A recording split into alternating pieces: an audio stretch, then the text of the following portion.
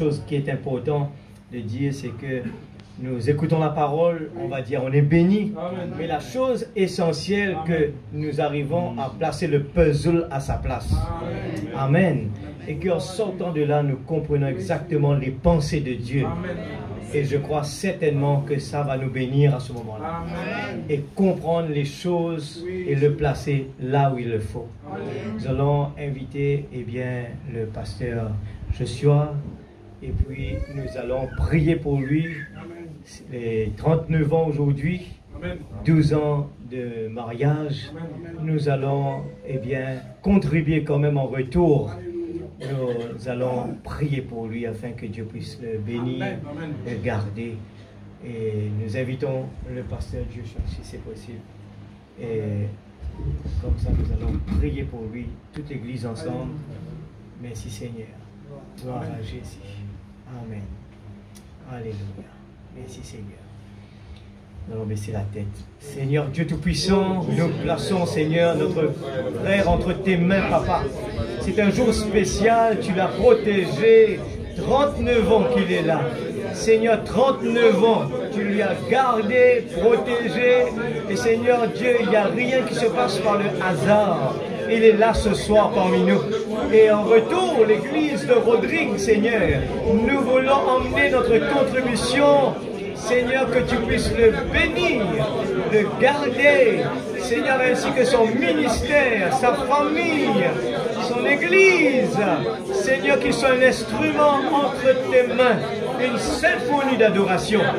Seigneur, dans le nom de Jésus-Christ, notre Sauveur bien-aimé, que tu le bénis, tu le gardes, Père. Dans le nom de Jésus-Christ, ainsi que les 12 ans de mariage, Seigneur Dieu Tout-Puissant, qui soit un exemple, une famille exemplaire, une famille bénie, où règne la paix, la joie et le bonheur.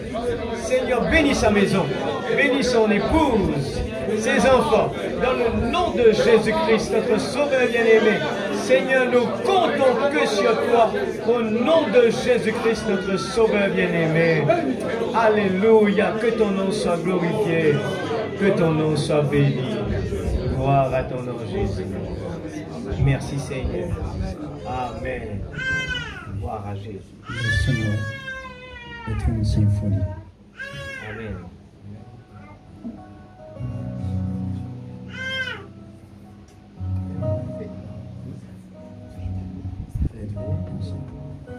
Merci Seigneur Jésus.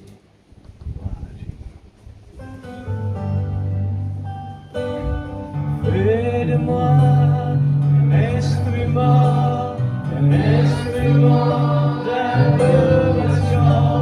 Je lève mes mains en ton nom.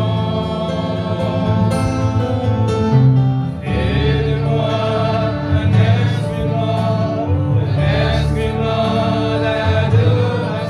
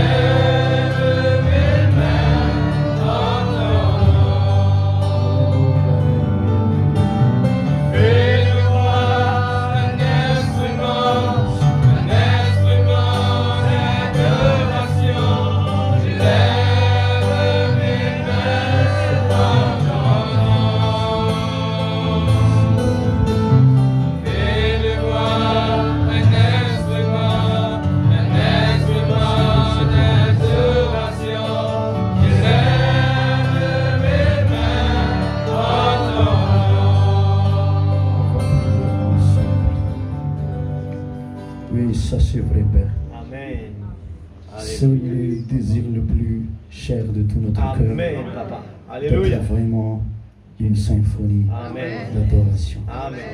Merci pour le pasteur de cette église. Amen, Seigneur. Ses collaborateurs. Amen. De m'avoir, Seigneur, avoir le privilège de nouveau de tenir sur la chair, qui est vraiment, Seigneur, un endroit très très précieux, parce que ici, on délie, ou ici, on lit quelque chose. Je pense qu'aujourd'hui, ton peuple va être béni, Seigneur, à travers ton petit serviteur qui fête aujourd'hui, c'est au 39e année de l'existence. Et aussi, merci pour l'épouse que tu m'as donnée. Donc, j'ai fait aussi ma 12e année de mariage avec cette chère épouse que tu m'as donnée. Oh, c'est pas un hasard, Seigneur. C'est ton serviteur ici, sur cet endroit, m'a aussi invité avec le pasteur Jean-Claude de bénir ton peuple. Je pense, Seigneur, que comme le frère a prié tout à l'heure, il ne risque pas de sortir de la porte. Comme Seigneur, ils sont entrés dans ce endroit. Et bien, me voici complètement. Je m'abandonne entre tes mains. Il y a aussi le pasteur Jean-Claude, le Christ Tabernacle, avec Seigneur, son épouse et sa famille. Et aujourd'hui ici, je pense que l'épouse de frère Zacharie est ici. Tu sais, Seigneur, que je n'ai pas encore connu, même je vais questionner le pasteur, est-ce qu'elle est là? Et je pense qu'elle est là, Seigneur, bénis richement, et bénis aussi ses enfants, bénis encore son ministère, parce que les femmes aussi, elles ont leur ministère. Et bien, je remets la parole entre tes mains. Oigne la parole au nom de Jésus-Christ. Amen. Amen. Amen. Amen. Dieu bénisse tout le monde. Amen. Et merci encore, pasteur, de m'avoir laissé prêcher aujourd'hui pour le peuple que Dieu vous a donné. Ce sont des brebis précieuses. Amen. Mais vous m'avez laissé. Vous n'avez pas regardé ma petitesse. Vous n'avez pas regardé l'âge que j'ai fait dans le message.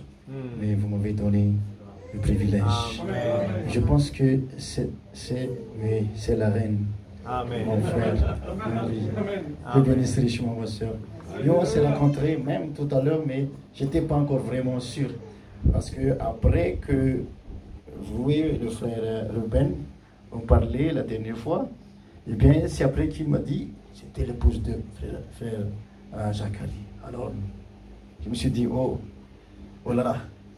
Mais je pense que vous êtes vraiment aussi un serviteur de Dieu et je demande pardon pour mon manque de connaissance. Et à présent, on va tout de suite passer à la parole. Et Dieu bénisse aussi frère Jean-Claude et l'Église. Et Dieu bénisse aussi les collaborateurs des pasteurs, de chaque pasteur. Aujourd'hui, on va prendre un thème nouveau, c'est-à-dire la coupe de la métamorphologie. Je pense que c'est un message un peu profond. Amen. Je pense que je suis entre les deux pasteurs. Eh bien, je ne risquerai pas de tomber par la gauche ou par la droite, mais vraiment en équilibre. Et bien, dans ce titre, Coupe de la métamorphologie, j'ai aussi soutiré une inspiration dans le message que Frère Branham prêche dans les demeures futures. Un mot grec pour rendre clair le mot métamorphose, c'est pareirekomia. Dans le paragraphe 173, demeure future de l'époux céleste et de l'épouse terrestre. Même les chants que les enfants, les sœurs, frères ont chanté tout à l'heure, ça dit déjà quelque chose. Amen. On va lire dans Genèse 44, verset 1.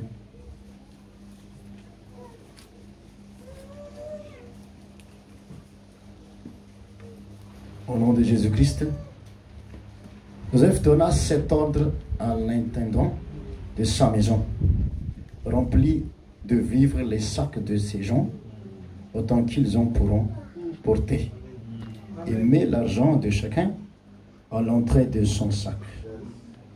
Tu mettras aussi ma coupe, la coupe d'argent, à l'entrée du sac du plus jeune, avec l'argent de son blé et l'intendant fit ce que Joseph lui avait ordonné.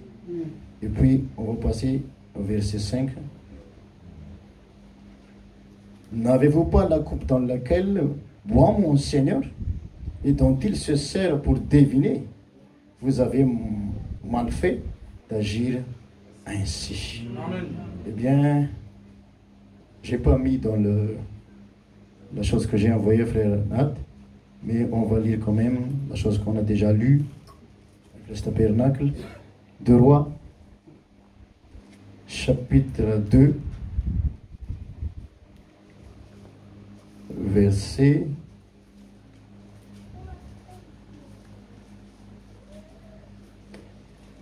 12, au nom de Jésus-Christ. Élisée regardait et criait, mon père, char d'Israël et sa cavalerie. Il ne le vit plus. Saisissant alors ses vêtements, il les déchira en deux morceaux, deux bénissent richement. La lecture de sa parole, vous pouvez vous asseoir. Amen. Est-ce que la sœur Annabelle est là? Non, elle n'est pas venue. Elle n'est pas venue. Eh bien, dans Amos 3, chapitre 1, verset 7, il dit, car le Seigneur l'Éternel ne fait rien sans avoir révélé son secret à ses serviteurs, les prophètes. C'est très important d'avoir un prophète dans nos camps. Et bien sûr, nous savons que les prophètes, dans chaque ministère, ce sont les pasteurs. Dans 2 Chroniques, chapitre 20, verset 20, il est dit, le lendemain, ils se mirent en marche de grand matin pour le désert du Tékour. À leur départ, Josaphat se présentant et dit, écoutez-moi, Juda et habitants de Jérusalem, confiez-vous à l'Éternel, votre Dieu, et vous serez affermis. Confiez-vous en ses prophètes, Amen. Et vous réussirez. Amen. Nous savons que prophète veut dire dispensateur de la parole. Amen. Donc avant que quelque chose se passe dans votre vie, Dieu parle d'abord à l'Église. C'est pour ça qu'il est très très important de venir toujours dans l'heure des réunions. Amen. Eh bien, ce qu'on a lu tout à l'heure, c'est à propos de l'histoire de Joseph. Et cette coupe, comme on peut dire, coupe magique. Parce que, si vous regardez bien les choses qu'on a lues, il est dit que Joseph ordonnant l'intendant de remplir des vivres chaque sac. Des vivres. Donc, premièrement, le sac est rempli de vivres. Et après, deuxièmement, le deuxième ordre s'est dit, et puis aussi, retourner l'argent pour chacun dans leur sac. Et le troisièmement, c'est, ça dit, et aussi mets ma coupe d'argent à l'entrée du sac du jeune, le plus jeune. Et bien, pour tous les 11 tribus, il n'y avait pas la coupe, mais seulement dans la coupe du plus jeune qu'il y a cette coupe. Eh bien, comme mon frère Fanuel a dit tout à l'heure, il faut mettre bien les puzzles à leur place avant de sortir d'ici. Eh bien, mon introduction, c'est que, vous savez, il faut mettre à l'heure le message. Amen. Reconnaître à votre jour et son message. Nous connaissons beaucoup d'histoires que notre prophète raconte. Par exemple, le garçon qui veut épouser une fille, eh bien, il en avait marre de toutes les filles de la ville. C'est pour ça qu'il s'est décidé d'aller vers la campagne pour trouver son âme sœur. Et bien sûr, quand là-bas, à l'ouest, ils ont coutume de s'habiller avec le blanc et le noir. Ça veut dire de couleurs, ensemble de couleurs différentes, mais c'est pas comme ça que l'épouse s'habille. L'épouse s'habille tout en blanche. Eh bien, quand le fils unique du grand patron est venu là-bas vers l'ouest, eh bien, je ne vais pas entrer en détail, mais ce que je veux mettre au point les choses avant que j'entre dans la coupe de la métamorphologie de Parélécomia. Et vous savez, cet jeune homme, il est allé là-bas à l'ouest, eh bien, exactement comme les filles qu'il a trouvées là-bas à l'est, c'est comme ça aussi que les filles à l'ouest. C'est-à-dire, il n'y a pas de changement. Mais il a trouvé cette fille qui était une campagnarde. Les plus grosses tâches étaient adressées à elle. Et cette fille, elle n'a pas l'audace de venir dans la fête. Bien sûr, ses 5 sœurs, ses cousines, ont organisé une fête spéciale pour le jeune homme. Et bien sûr, pour l'attirer. Mais ce que nous avons vu, c'est que le jeune homme n'a pas du tout attiré par les gestes, ni par les comportements qu'avaient ses 5 cousines. Eh bien, le frère, il est sorti, peut-être à minuit, pour sortir, pour prendre un peu l'air. Et c'est là qu'il s'est tombé, son regard s'est tombé sur cette jeune fille, qui est une fille qui est vraiment différente de tout le monde. Et bien sûr, tout de suite, quelque chose s'est commencé à battre dans son cœur. Et il s'est approché de la jeune fille. Et bien, avec la honte, la jeune fille a constaté que le jeune homme est devant lui. Et bien sûr, ils se sont parlé secrètement. Et bien, le jeune homme lui a promis que je vais retourner l'année prochaine, mais prépare-toi. Et nous voyons dans Apocalypse que l'épouse s'est préparée. Et bien sûr, l'épouse ne passera jamais son temps à se préparer tout le temps. Mais Jésus-Christ, dans l'évangile de Jean 14, il a dit que c'est bon pour vous que je m'en aille, pour que je vous préparerai une place pour vous. Je pense que à présent, cette place doit être déjà préparée. C'est pour ça le chant qu'il aura, millénium, il aura la nouvelle Jérusalem. Nous savons que l'épouse, c'est la nouvelle Jérusalem. Amen. Et on va revenir à l'histoire. Et après la promesse que le jeune homme a donnée à la fille, eh bien, il est allé. Et bien sûr, avec la promesse, la jeune fille a commencé à travailler durement. Et puis économiser un peu d'argent pour acheter la robe.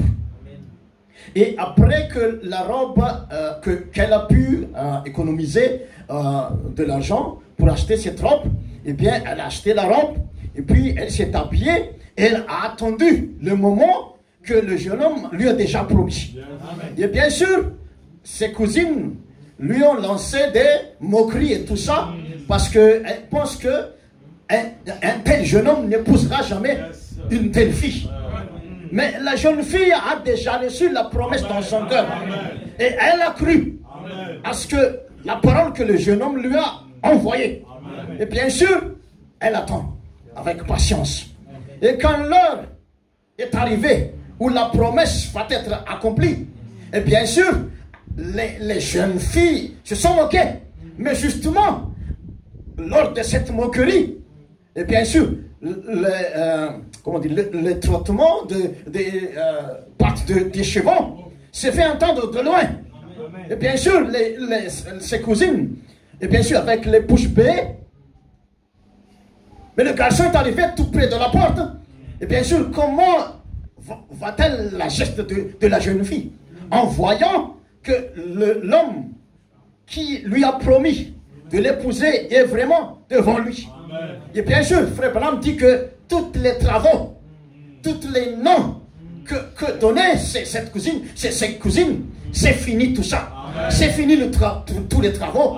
C'est fini tous les moqueries et tout ça. Mais elle est dans les bras de son époux. Amen. Et bien sûr, le prophète s'est arrêté à cette histoire.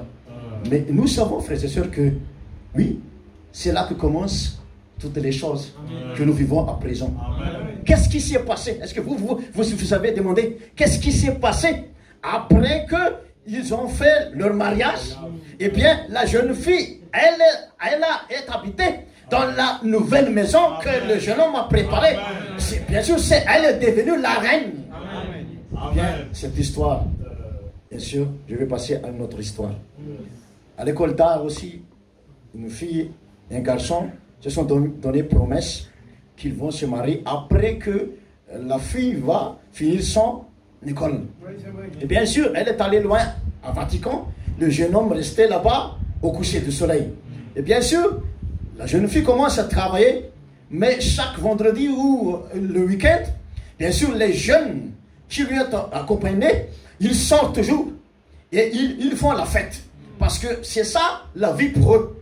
Mais pour cette jeune fille, quelqu'un lui a déjà promis quelque chose de grandiose.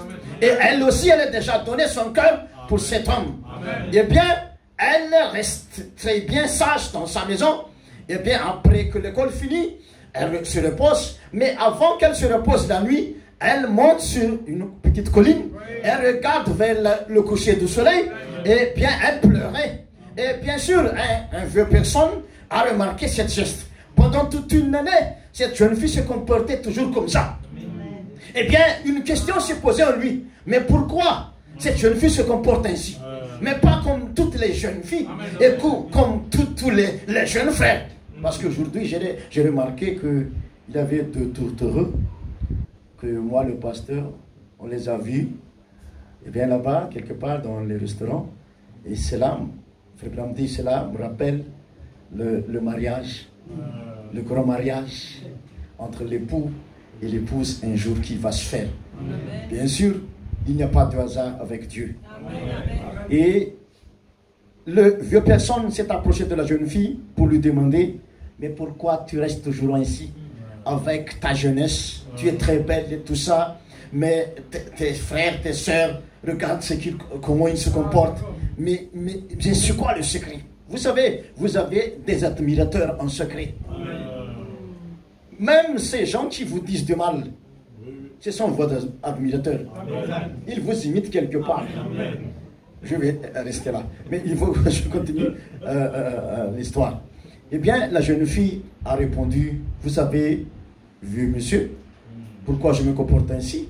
C'est qu'un jeune homme, là-bas, quelque part de l'autre côté de la mer, il y a un endroit, et bien sûr, une commune. Dans cette commune, il y a un village. Dans cette village, il y a une maison. Et dans cette maison, il y a un jeune homme qui m'a promis quelque chose. Et moi aussi, je lui ai promis d'être sage.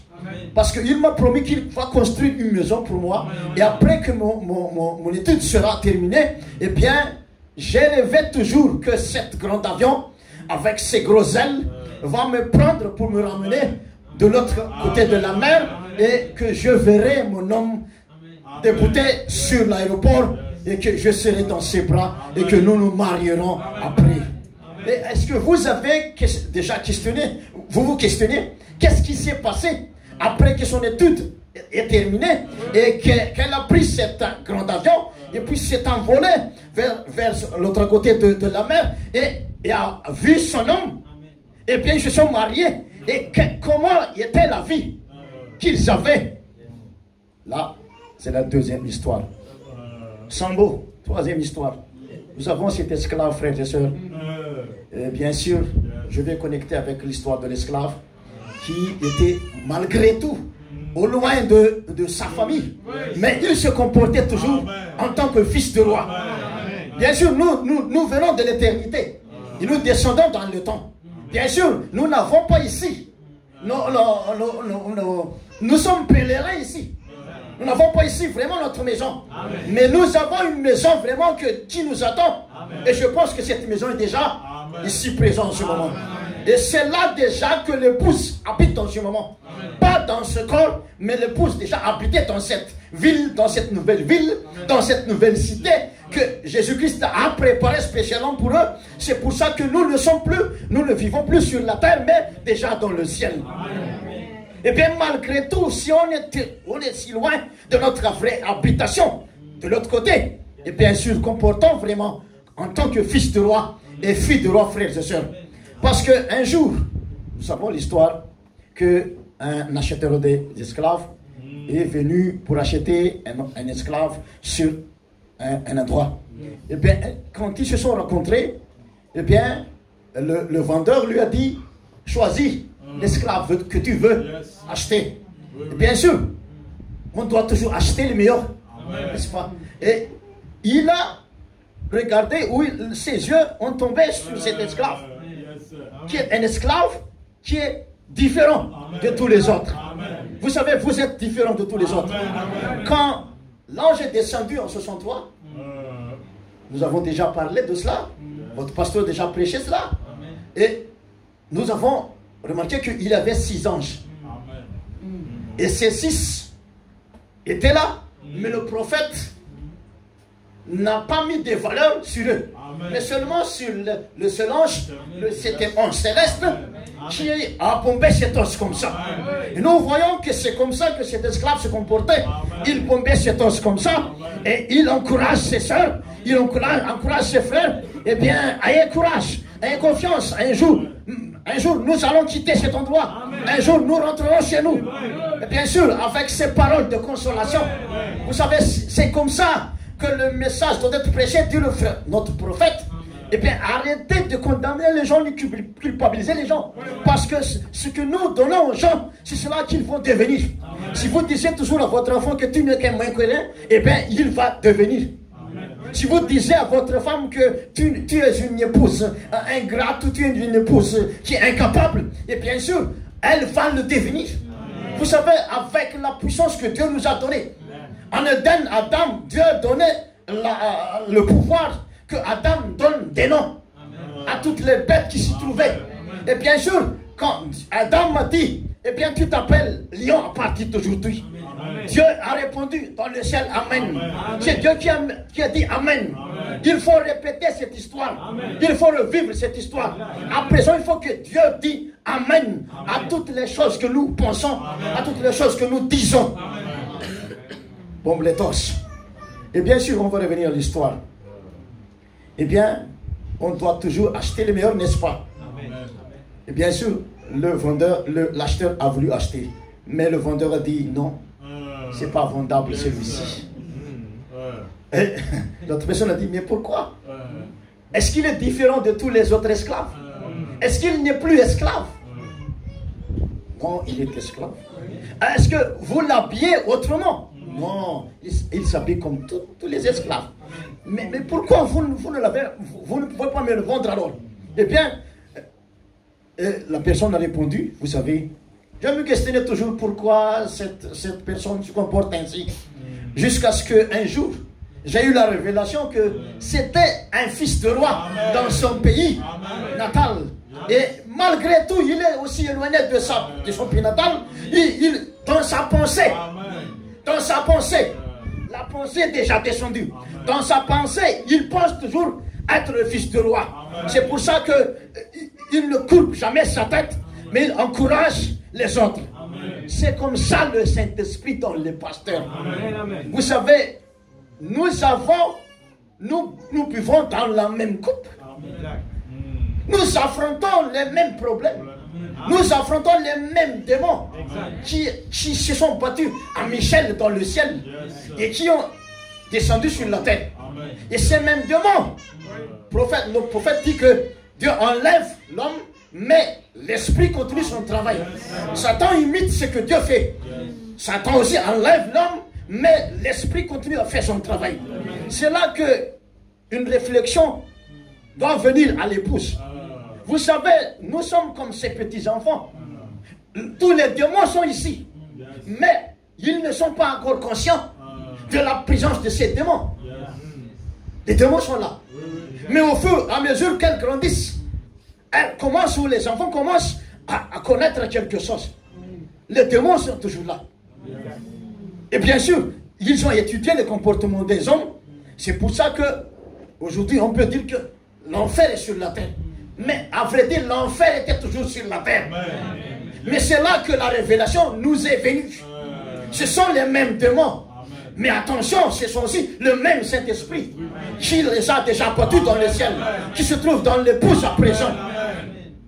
Et bien sûr, avec cette septième personne, que les 7 messagers, les 7 chérubins, Dieu les a donné de l'ordre de ne pas laisser encore les hommes de manger. à cette personne. Mais il faut manger seulement les 6. C'est pour ça qu'il y avait la mort pendant ces 6000 ans. Mais à présent, la mort n'existe plus. Bien sûr, pour les êtres humains, ça existe. Mais pour nous, ça n'existe plus. Je vais revenir après. On va revenir à l'histoire de Sambo, de cet esclave, avec le torse bombé. Bien sûr, le vendeur a dit, jusqu'à ce que j'ai découvert que c'est un fils de roi. Amen. Et bien sûr, cet esclave, je connecte avec l'histoire de l'esclave. Cet esclave, après qu'un jour, ils font une petite réunion comme ça, ils chantent, pas comme aujourd'hui, dit notre prophète, mais ils chantent. Et c'est là que cet esclave, il a été baptisé par le Saint-Esprit. Et à notre âge, il a eu l'adoption. Et bien sûr, quand il a eu son Saint-Esprit, eh bien, il a commencé à témoigner qu'il n'est plus esclave. Il n'est plus esclave. Eh bien, cela s'est répandu dans tous les champs. Et cela est arrivé aux oreilles du patron. Et bien sûr, le patron l'a appelé. Oh, on va nommer Sambo parce que le prophète, il raconte plusieurs histoires des esclaves, mais bien sûr, il veut parler d'une seule personne, et c'est l'épouse. Et on l'appelle Sambo. Sambo, c'est vrai vraiment que tu as sémé ces paroles que tu n'es plus esclave? Eh bien, il n'a pas eu peur devant son patron. Parce qu'il n'a qu'un seul patron, et c'est Dieu. Il lui a dit, oui, j'ai prêché cela. J'ai enseigné cela. Est-ce vrai, Sambo? Parfois même, nous affrontons des mêmes situations. Dans l'école, dans le travail. Mais nous avons peur. Mais il ne faut pas avoir peur. La prédication que notre pasteur prêche sur vous, c'est la parole de la consolation. Comme Jésus devant Nathanaël, il ne lui a pas reproché ses fautes. Vous savez, est-ce que vous croyez que Nathanaël n'a pas commis des erreurs par quelque part? Lui-même, il a fait son adoration sous cette figuier. Vous savez ce que c'est que la révélation sous cette figuier? Après que l'insolation va frapper l'homme, cela va le tuer comme le fils de la femme sunamite. Mais Jésus n'a pas dit ça. Jésus a dit que tu es un Israélite. Vraiment qui n'a pas de fraude. C'est ça la parole de la consolation. Eh bien, le patron lui a dit, on va revenir sur l'histoire, eh bien, c'est vraiment la vérité, c'est que tu prêches. Eh bien, il a répondu, oui, mon patron, tu m'as acheté par ton argent, bien sûr, mais je ne suis plus esclave du péché. Qu'est-ce que dit le patron? Eh bien, si Jésus-Christ t'a enlevé de l'esclavage du péché, combien plus moi, en tant qu'être humain, vais-je devenir encore ton patron? On va aller à l'état où on va signer ta libération. Et bien sûr, désormais, tu n'es plus mon esclave. Pourquoi tous les esclaves, après la prédication que cette personne a prêchée, ils se sont toujours restés esclaves? Mais pourquoi lui? Il a eu cette baptême du Saint-Esprit. Il a eu cette puissance d'en haut. Il a su témoigner comme ça. Revenons, eh bien, répétons cette histoire, frères et sœurs. Et après que le patron a signé cette signature le mot exact ne me revient pas, mais de son libération, eh bien, il a commencé à prêcher, même au blanc, et tout le monde dans cet endroit. Et un jour, nous savons l'histoire, qu'il est tombé malade, et après, il est dans le coma, il est parti de l'autre côté. Eh bien, quand il était là-bas, qu'est-ce qu'il a vu? Il a vu, bien sûr, des anges qui lui ont dit, ton nom est dans le livre. Donc, à présent, vient le moment qu'on t'offre tes récompenses. Et quand Sambo a entendu le mot récompense, cela lui a frappé les oreilles. Et il lui dit à l'ange, mais qu'est-ce que tu dis là? Tu récompenses? L'ange a dit, oui, c'est le moment de te récompenser après tout le travail que tu as accompli sur la terre. Sambo a dit, non, ne me parle pas de récompense, mais laisse-moi voir Jésus. Laisse-moi contempler son visage pendant 1000 ans. C'est cela ma récompense. Un message. Citation. Prophète dit. Dans Hébreux chapitre 1, verset 101 à 20, c'est pas encore dans la citation que j'ai envoyée. Paragraphe 101, cela dit. Alors pour ce temps-là, il dit, mais sans nous, ils ne sont pas parfaits. Car eux s'attendaient seulement à la croix. Mais nous regardons au travers de la croix. Vous vous souvenez de l'histoire du croix en or qui est entré dans le cœur de notre prophète. La croix est devenue en or à présent. Ce n'est plus une croix de souffrance. C'est une croix en or. Parce que nous savons que dans Apocalypse 5, Jésus a quitté le trône d'intercesseur. Quand Jean a aperçu cette personne, cet agneau immolé avant la fondation du monde. Et bien sûr, la parole dit que comme immolé, Frère Branham nous révèle le mot comme. C'est pas vraiment immolé, mais c'est comme quand on a purifié les lèpres dans l'Ancien Testament, dans Lévitique, cela dit, il faut prendre 2 colombes. Il faut tuer l'autre et verser le sang de l'autre sur l'autre colombe qui est vivante, et puis laisser s'envoler l'autre colombe.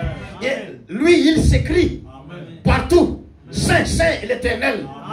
Et bien, il répand le sang partout dans le monde. Cela veut dire que Jésus-Christ était mort sur la croix et il a répandu son sang dans l'épouse. Et à présent, c'est l'épouse qui est le comme immolé. Et quand Jésus-Christ, il entre dans l'épouse vraiment, c'est que le Père et Jésus entraient dans l'épouse vraiment. Cela veut dire que l'épouse est devenue le sang de Jésus-Christ. L'épouse est pleine de cicatrices. Qu'est-ce que ça veut dire pleine de cicatrices? C'est-à-dire que l'épouse sait vraiment comment manier l'épée de Dieu. Parce que cette personne qui se trouve dans l'épouse, il a déjà piétiné même l'enfer. Il a tout conquis. Et bien sûr, il est un habitué dans les combats. L'épouse doit devenir comme ça. Pas des épouses qui courent toujours la tête, qui a peur du diable, mais qui sait et qui a le courage d'affronter. Quel que soit le problème, quelle que soit la montagne, il faut la déplacer. Hier, le frère a dit, qui es-tu? Grande montagne devant. Ah oui, on va continuer. Donc la croix est devenue à présent. Nous ne regardons plus la croix comme auparavant, avec pleurs, avec tout ça. Pourquoi crier parle? Nous regardons au travers de la croix. Qu'est-ce que la croix a fait? Eh bien, on continue l'histoire. Je pense que le Saint-Esprit va bien coller les choses ensemble pour devenir un chef-d'œuvre. Dans le ciel, qu'est-ce que dit Sambo? Sambo dit, ne me parle pas de récompense. Parce que l'épouse s'est déjà préparée. L'épouse n'est plus attirée par le premier poule ni le deuxième poule. L'épouse n'est plus attirée par les choses visibles. Mais ce qui intéresse vraiment l'épouse, ce sont les choses invisibles. Regardons à l'invisible. C'est pour ça que je ne vois plus mon épouse comme auparavant, ni mes enfants. C'est pour ça que je prononce la bonne chose. Et cela se manifeste, cela se confirme à chaque fois que je dis. Parce que c'est pas moi qui dis, c'est le Saint-Esprit. C'est l'homme qui a tout conquis, qui parle à travers moi. Amen. C'est vrai. D'accord. Ruth. Nous avons l'histoire de Ruth. Le prophète dit qu'il y avait quatre étapes dans sa vie. L'étape de la décision. Après le glanage. Et après le repos. Là où elle a reçu les 6 blés d'orge. Les 6 seulement. Mais Ruth, elle a suivi le conseil de Naomi, bien sûr. Et elle les a suivis à la lettre. Et qu'est-ce que Naomi a dit à Ruth après qu'elle a reçu cette blé d'orge? Et puis attends, il va tout faire après. Et qu'est-ce que la quatrième étape de la vie de Ruth? Ruth n'a pas fait comme ça, décision, et puis elle s'est retournée, et puis elle s'est avancée. Non, non. Mais Ruth, elle a monté l'échelle sans arrêt. Amen. Comme l'épouse à présent. Abraham dit que l'éternité c'est comme cette bague. Il n'y a pas de boucle, mais ça circule librement. Amen. Eh bien, elle a pu dépasser la première étape et deuxième étape, et elle ne s'est jamais arrêtée jusqu'à la quatrième étape. Nous savons le chiffre 4, ça veut dire délivrance totale. Délivrance totale. Et bien sûr, elle a eu la récompense. Qu'est-ce qui était sa récompense? C'était Boaz, le propriétaire de tout. Amen. Vous savez, comme Esther, je vais continuer tout de suite. Esther, après qu'elle a aussi dépassé tous les échelons, même le sceptre royal est devenu sa possession. Amen. Et après que cette sceptre est devenu sa possession, le roi lui a promis que qu'est-ce que tu vas demander? Même la moitié de mon royaume sera à toi. C'est cela le but, l'objectif qu'avait Dieu avant la fondation du monde. C'est que Dieu soit le Dieu de l'univers, de l'invisible, et nous le Dieu des visibles. C'est-à-dire, il y a top 50, il y a top 50 ici. N'est-ce pas? Donc ça veut dire 100%. Donc avec seulement 50, c'est pas suffisant. Il faut rajouter 50. Et bien sûr, Esther, après qu'elle a pris la sceptre royale, il y avait la mort qui est flânée au-dessus de son peuple. Mais Mardochée lui a conseillé, c'est maintenant le moment précieux. Est-ce que je peux répéter ce que Mardochée a dit? C'est maintenant le temps de l'épouse, de se manifester. Amen. Le fils, fille de Dieu vraiment. Amen. Parce que la nature attendait le moment que nous vivons enfin sur la terre. Amen. Abraham, ils se sont réjouis en nous voyant, ils se sont inspirés. À présent, nous sommes les gens, nous sommes les pasteurs, les diacres, les conducteurs de chants, tant attendus. Mais maintenant, nous sommes sur la scène, et bien, montrons notre vraie couleur. Que nous sommes le poisson arc-en-ciel. Amen. Amen. Amen. Et après qu'elle a reçu cette sceptre royale, qu'est-ce qu'elle a fait? Elle a changé le décret. C'est-à-dire que la mort va se peser sur son adversaire, mais plus dans son camp. Ça veut dire qu'il n'y a plus la mort dans notre église. Il n'y a plus la mort dans notre vie. C'est pour ça dans Apocalypse 1, qu'est-ce que le nouveau Jésus a dit à Jean, le représentant de l'épouse? N'aie pas peur, Jean. Tu sais, c'est moi-même, Alpha et l'Oméga. Je suis celui qui a vaincu. Amen. Eh bien, j'ai en ma possession, même à présent, les 3 clés. La mort, la tombe et... c'est quoi? Séjour des morts. J'ai tous les clés. Auparavant, Jésus a donné la clé du royaume à Pierre. Mais là, ce nouveau Jésus, lui aussi, il a les 3 clés. Amen. Et c'est pour ça que quel privilège de dégoûter, prêcher la valeur insondable de Jésus-Christ sur la chair à présent, pour délier l'épouse vraiment. Amen. Tout ce que la tombe fait, ces jours de mort, l'enfer fait, essaie de faire avec vous. Quand vous voyez le Paul du présent prêche la parole de la consolation, avec ses torses bombés, avec sa vie, avec une vie vécue, et bien vous ne ferez plus qu'accepter d'imiter cette vraie Paul, comme notre prophète a dit. Mais j'ai prêché exactement comme Paul l'a prêché. Et bien sûr, c'est bien sûr notre idole Paul. Et bien à présent, quelle bénédiction, quel privilège de prêcher devant l'épouse que Jésus-Christ a racheté par son sang, le plus précieux, frères et sœurs. Bien sûr, vous ne pouvez faire que bomber aussi le torse, comme votre pasteur fait, comme les prédicateurs font. Amen. Nous sommes Esther, nous sommes Ruth, avec Boaz. Qu'est-ce que tu veux dire, pasteur? Comme Samson, un jour, nous savons, je suis dans l'introduction, hein, comme Samson. Auparavant, le prophète dit qu'il a donné sa force pour Dieu seulement, mais pas son cœur. Et à cause de ça, bien sûr, il avait une victoire partielle. Même s'il avait beaucoup de témoignages, c'était toujours partiel. Paul a dit qu'un jour viendra, va venir sur la scène le réel. Et nous sommes dans le temps du réel. Tout est spirituel, frères et sœurs. Et bien sûr, Samson n'a pas encore vécu dans le réel. Comment il se comportait avec ses filles, montagnes et tout ça. Mais cela a amené qu'il était emprisonné par les Philistins. Vous savez, qu'est-ce que Samson a pu faire? Il a pu lier des renards. Je me souviens, renards. Les 3 renards. Et il mit du flamme avec ça. Avec sans armes. Et puis il brûle ça. Il y a 300 renards. Il l'envoie sur le champ des Philistins. Eh bien, il a mis de la souffrance sur le Philistin. Mais ce n'était pas encore suffisant. Même avec le premier poule, que nous pouvons guérir n'importe qui. Nous pouvons discerner n'importe quoi. Et bien sûr, ce n'est pas encore suffisant. Il faut la victoire complète.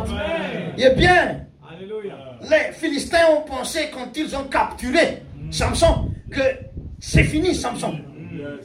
Les gens pensent que quand frère Balaam il est passé de l'autre côté, que c'est fini le message. Mais ils n'ont pas vu. Mais Dieu travaille toujours comme ça.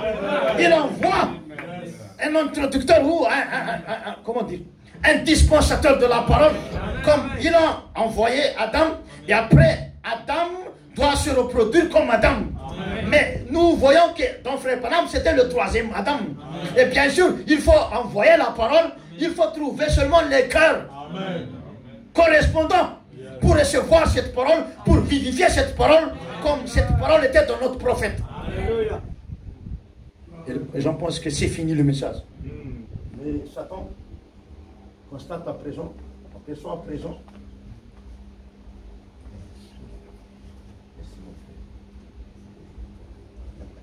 Merci. Le diable connaît à présent comment se comportent les pousses. Qu'est-ce qu'ils mangent à présent? Comment ils sont à présent? Bien sûr, quand Samson il a été emprisonné, qu'est-ce qui s'est passé? Ils l'ont fait moudre le riz. Ils utilisaient de pierres de meule, de pierres comme ça, et au milieu, c'est là qu'ils mettent le blé ou l'orge. Et vous savez, ce n'était pas des petites pierres que les Philistins ont données à Samson, mais même les bœufs ne peuvent pas faire ce moulage. Mais avec 6 hommes, au moins, ou 4 hommes, pour moudre le riz. Et bien sûr, au fur et à mesure que Samson moud le riz, eh bien, il s'est aminci. Il est devenu maigre, amaigri.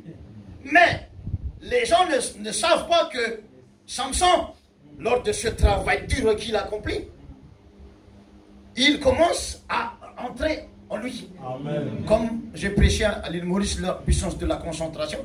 J'ai dit, entrez dans votre chambre secrète. Amen. Quand vous y entrez, on ferme toutes les portes. Amen. Et puis le Dieu que vous allez prier dans le secret va vous répondre en secret aussi.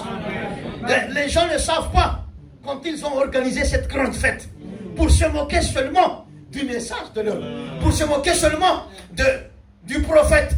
Mais Samson, quand il est entré en lui, eh bien, il avait quelqu'un, un jeune homme, que Samson a parlé, amène-moi vers les 2 mâts de la maison. Et c'est là que je vais commencer ma prédication. C'est quoi ces 2 mâts, frères et sœurs? Ce sont les sozo. Vous pouvez taper sur votre tablette le mot sozo. Qu'est-ce que ça veut dire, dit le prophète? Cela veut dire bénédiction spirituelle et bénédiction physique. Donc, comme je dis tout à l'heure, comme Esther qui a le sceptre royal, elle a tout à présent. Amen. Comme ses frères, sœurs qui épousaient leur chéri. Et bien sûr, ils vivent la vie ensemble à présent. Amen. Pas que la sœur au Vatican, le frère à l'ouest, non. Ils vivent ensemble. Amen. Dans la même cité. Amen. Eh bien, Samson, quand le jeune homme lui a posé les mains exactement sur les deux mains, Samson a fait cette prière avec son cœur. Qu'est-ce qu'il a dit? Oh Dieu, cette fois-ci, encore une fois, Père, encore une fois, le mystère de l'encore une fois de notre prophète. Et bien sûr, qu'est-ce que c'est? C'est que Samson s'est ouvert totalement son cœur à Dieu et dit, enlève-moi sur le chemin, fais quelque chose à présent, Père. Et bien sûr, il a donné la force de son cœur à Dieu. Et bien sûr, tous les bâtiments s'étaient écroulés sur les Philistins. Et à partir de ce moment-là, et dès ce moment, c'est un nouveau dès ce moment. Et dès ce moment, il n'y a plus de bataille. Vous savez, c'est ça la citation que j'ai lue, peut-être Grèce Tabernacle, que le combat est fini. Le sifflet a déjà retenti. Il n'y a plus de bataille à faire. C'est à Dieu la bataille. Amen. Je vais continuer après. Nous avons lu tout à l'heure l'histoire d'Élisée et Élie. Cette prophète Élisée qui a vu le vrai Élie. Et il l'a suivi, il a tout quitté. Et nous avons prêché là-bas que Élie, le prophète dit que chaque ministère doit passer par les 3 phases. Première phase, Carmel, Mont Carmel, là où tout le monde vous aime. Et la deuxième phase, c'est sur le Géné. C'est là où Dieu doit faire quelque chose. Sinon, le serviteur de Dieu va mourir. Eh bien, tout le monde passe par cette expérience.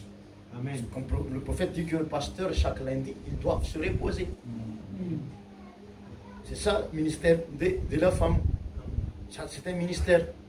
Et c'est là que Dieu lui a fait endormir, donner quelque chose, eh bien, des pains cuits sur le pierre réchauffé par pierre réchauffée, mais pas des pierres froides. Amen. Et après cette deuxième expérience, deuxième phase, c'est dans la grotte. Et c'est dans la grotte que tout le plan est donné à Élie. Qu'est-ce que le plan va oindre Élisée, qui va être ton relève. Va oindre Joas, qui va être le roi d'Israël. Oindre Azaël, qui va être le roi de Syrie. Et bien sûr, ceux qui ne sont pas tués par Azaël, ce sera tué par Joas. Et ceux qui ne sont pas tués par Joas seront tués par Élisée. C'est cela ce qui s'est passé ces 6000 ans. Eh bien, Azaël a fait son travail. Joas a fait son travail. Mais à présent, c'est Élisée qui fait tout. Amen. Eh bien, c'est là qu'on reçoit tout le plan de la rédemption. Amen. Oui, cela, ici, fait partie de mon introduction. Et là, c'est Joseph. Je vais dire l'introduction. Nous avons lu tout à l'heure l'histoire de Joseph. Nous n'allons pas entrer en détail de l'histoire, comment il a quitté, comment, avec ses 2 dons, mais la prochaine fois, je vais prêcher sur cela, c'est la volonté de notre Seigneur, bien sûr. Amen. Nous avons vu que ses frères, malgré toutes les choses que ses frères lui ont fait, Joseph, il restait toujours ferme à la décision qu'il a déjà prise. Qu'il va, désormais, il va suivre son Seigneur jusqu'à la fin de sa vie. Amen. Et nous savons comment il est arrivé sur le trône. Et la chose où je veux en venir à présent, c'est que Joseph, avant qu'il se révèle à ses frères, Joseph, il a déjà épousé une femme. Et cette femme, avec cette femme, il a reçu 2 garçons. Qui est Ephraïm et qui est Manassé. Ce sont les sozo. Amen. Amen. Et après que Joseph a épousé cette femme, avant qu'il se révèle à ses frères, il les a fait entrer dans le palais de Pharaon. Amen. Amen. Nous savons notre Joseph perfection. Hein? Et qu'est-ce qui s'est passé après? C'est là que vient cette histoire où Joseph a dit à son intendant l'intendant, bien sûr, on va revenir sur le commencement. Ce sont les 7 intendants qui ont reçu l'ordre de remplir chaque sac, des vivres, de l'argent. Nous savons qu'avec les vivres, c'est bien, mais ça va finir un jour. Avec l'argent aussi, on peut acheter quelque chose, mais ça va finir un jour. Mais ce que nous voulons, c'est cette coupe de divination, cette coupe de la métamorphologie. Amen. Nous voulons cette parérécomie dans notre vie, frères et sœurs. Parérécomia. Qu'est-ce que ça veut dire parérécomia d'abord? Je vais lire dans la demeure future de l'époux céleste et de l'épouse terrestre. Paragraphe 173. Maintenant, beaucoup d'entre vous qui aimeraient noter ce mot, le mot grec pour passer, ça vient du mot, j'ai dû le trouver, je pensais, comment ce monde va-t-il passer? Et pourtant on va y vivre. Mais si vous remarquez bien, certains d'entre vous qui aimeraient le noter, je vous l'appeler, je ne pourrais pas le prononcer, parérécomia. Je ne sais pas comment ça se prononce. Parérécomia. C'est un mot grec, P-A-R-E-R-E-C-H-O-M-I-A. Parérécomia. Qu'est-ce que ça veut dire? Ça veut dire, dans la puissance de Dieu pour la transformation, et bien, paragraphe 37, et bien ce mot transformer, parérécomia veut dire transformation. J'ai consulté le dictionnaire hier, j'ai pratiquement oublié l'heure à laquelle je devrais être ici. Lorsque je cherchais un texte. Dans d'autres citations, Frère Branham dit que le mot parérécomia veut dire changement d'un état. Amen. Yes. De l'état d'une chose vers un autre état. C'est-à-dire changement total. C'est pas que un marqueur est devenu comme cette marqueur. Mais c'est-à-dire si c'est bleu, ça va devenir complètement rouge. Amen. Et vous n'allez plus le reconnaître. Amen. Qui est cette chose. C'est cela la parérécomia. C'est ça la coupe de la métamorphologie. Amen. Nous sommes ici sur la terre pour se métamorphoser. C'est-à-dire de jour en jour, il faut revenir à l'état que Dieu veut vraiment. Exact. Le but que Dieu veut vraiment. Amen. Que nous accomplissons sur la terre. Exact. Je vais continuer. C'est-à-dire, transformer. J'ai considéré le dictionnaire hier. J'ai pratiquement oublié l'heure à laquelle je devais être ici. Alors que je cherchais un texte. J'ai trouvé ce mot, ou ce texte, ou plutôt cette écriture. Le dictionnaire dit que c'est quelque chose qui a changé. Ça doit changer. Se transformer. Rendu différent de ce que c'était. Ça a été. Amen. Son caractère et tout ont été changés en soi. Amen. Transformés. Amen. Je vais commencer.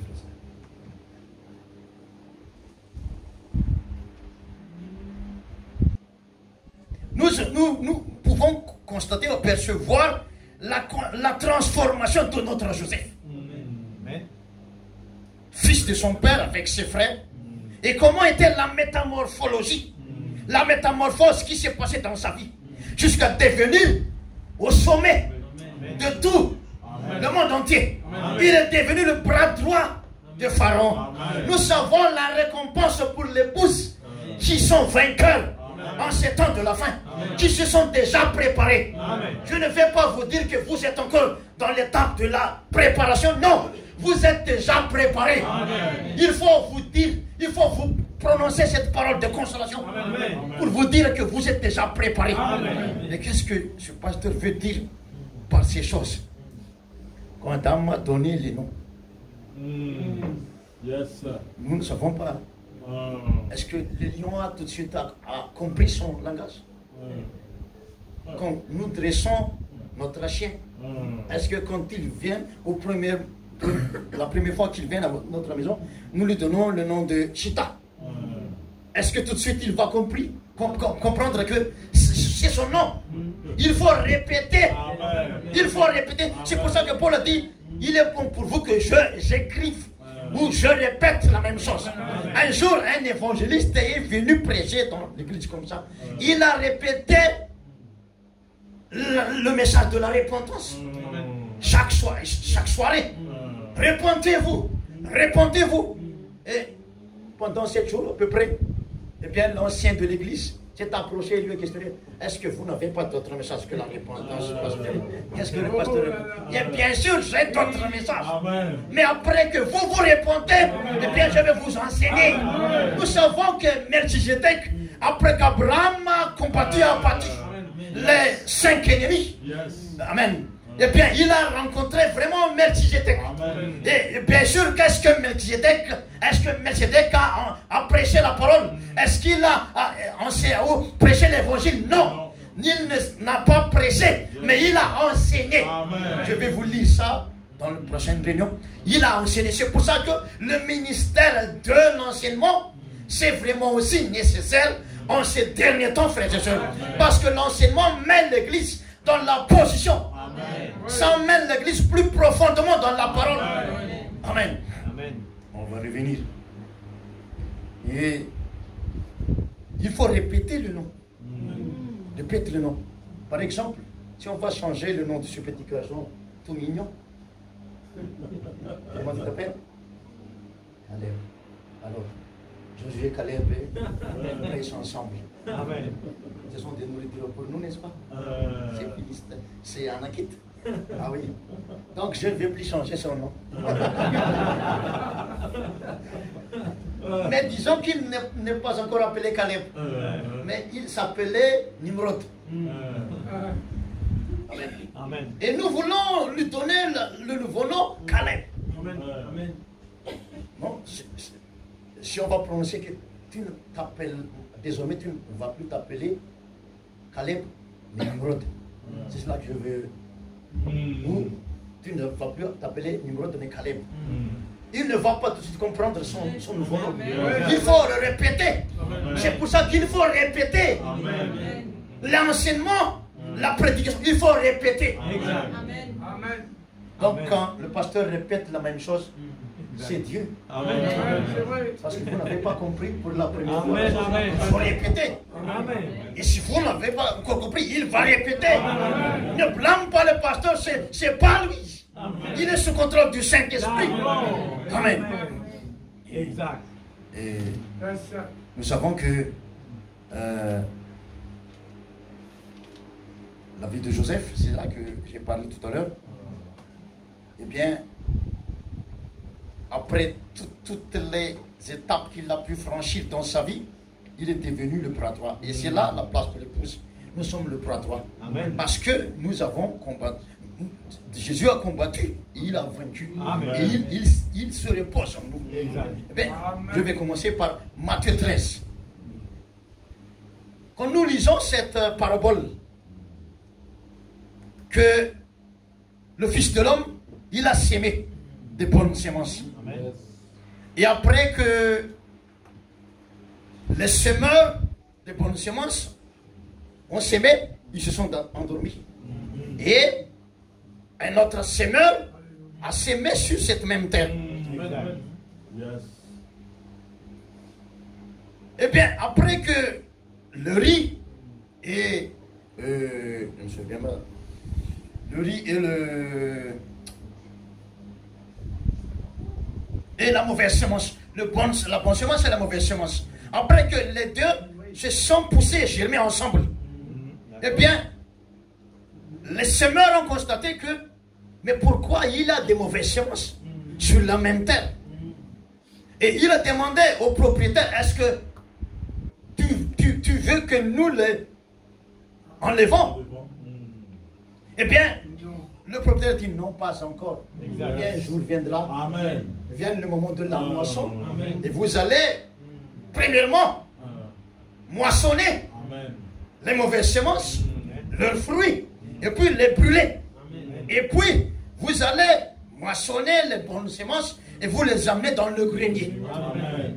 Nous savons que, qu'est-ce que Jésus veut nous montrer en tout ça? Amen. Eh bien, on va lire une nouvelle Bible. Eh bien, dans Jean,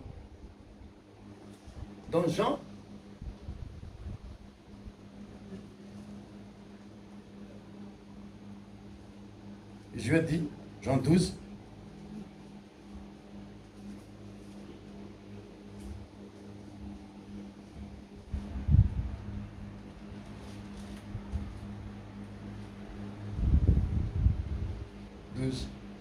25 si je ne me trompe pas.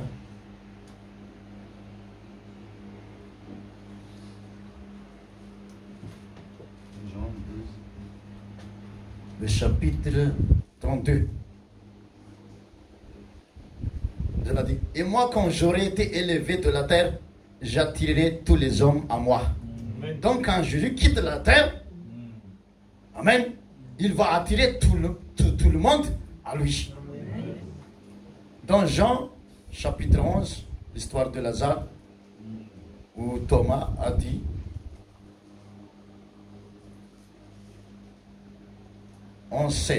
Jean 11, verset 16. Cela dit, allons aussi afin de mourir avec lui. Allons mourir avec lui. Nous savons, c'est quoi la signification de mort? Les chrétiens ne meurent pas. Amen. Mais ils se reposent. Amen. Ils dorment. Amen. Donc pour nous, la mort, c'est dormir. Amen. En quelque sorte, ce que Thomas a dit, c'est allons dormir avec Lazare. Parce que pour Jésus-Christ, la mort, c'est dormir. Amen. Et dormir veut dire repos. Amen. Nous savons que le but, c'était que la femme et l'homme s'unissent. La colonne du feu avec Adam, qu'ils travaillent ensemble. Amen. Ce que dit la colonne du feu, Adam l'accomplit. Amen. Amen. Amen. Et nous allons connecter avec le Matthieu 13. Eh bien, ils se sont endormis. En quelque chose, ils se sont reposés. Vous voyez ils se sont reposés. Mais ce n'est pas encore le moment de repos. C'est pour ça que l'ennemi a pu s'aimer encore des mauvaises semences. C'est cela les 6000 ans qu'avaient notre frères et sœurs. Mais en notre temps, la parole qui doit être prêchée, c'est allons dormir.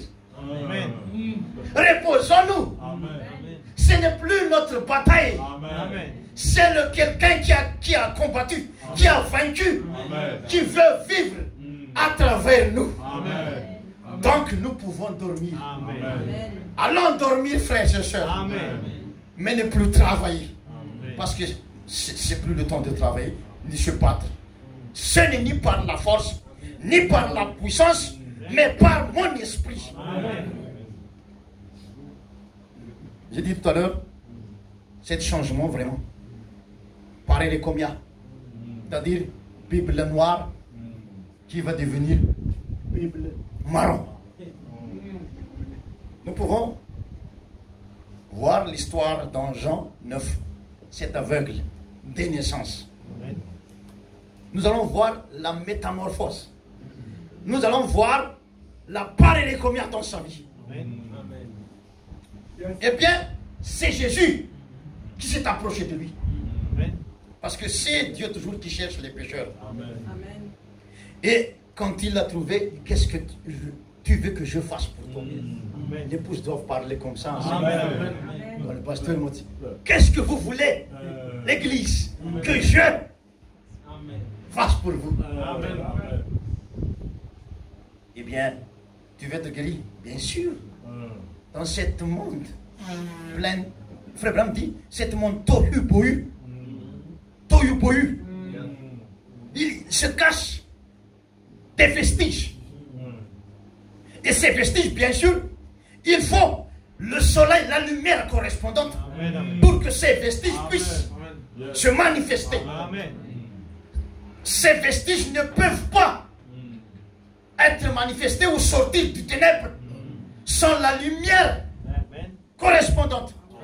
Donc ce n'est pas la lumière de Luther, ni la lumière de Wesley, ni la lumière pentecôtiste, mais la lumière complète du soleil. Amen.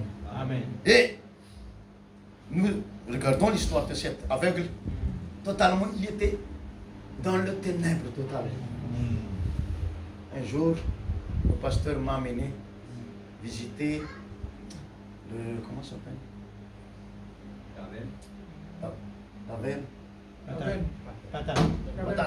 Patate. Oui. Et la guide, j'aurais voulu que le pasteur qui m'a amené, il veut que j'ai l'expérience moi-même. C'est pour ça que je l'apprécie beaucoup aussi. Parce que vous savez, il sait entraîner les jeunes. Et si moi je suis venu ici, c'est pour apprendre. Pardonnez-moi pour l'expression, avec les vieux personnes. Parce que dès ma jeunesse, mes amis, les plus proches, ce sont les vieux. Je ne comprenais pas cela. Mais à présent, je comprends. Amen. Parce que Dieu veut que je me mûris plus vite que les autres. Amen. Je vous dis merci. Je vous remercie vraiment, pasteur. Amen. Et quand, au milieu du taverne, patate, Caverne. caverne. Non, c'est bien un caverne, patate. Caverne. Au milieu, la guide a dit, fermez vos yeux et tenez votre torche. Si vous voulez vivre comment sont les aveugles vivent dans leur monde. Vous voulez savoir comment est le monde des aveugles? Bien sûr, pour l'expérience. Hein. Mais je me souviens de l'histoire de notre prophète, qu'un jour, il y avait une famille qui a fait visiter quelque part. Et un homme les a amenés sous terre. Et puis, la personne a éteint la lumière. Et c'était complètement noir. Et la petite sœur s'était criée. Mais la voix dit, ne crie pas. Pourquoi crier? Il y a un homme ici qui peut allumer la lumière. Est-ce qu'on peut applaudir votre pasteur? Il y a un homme ici.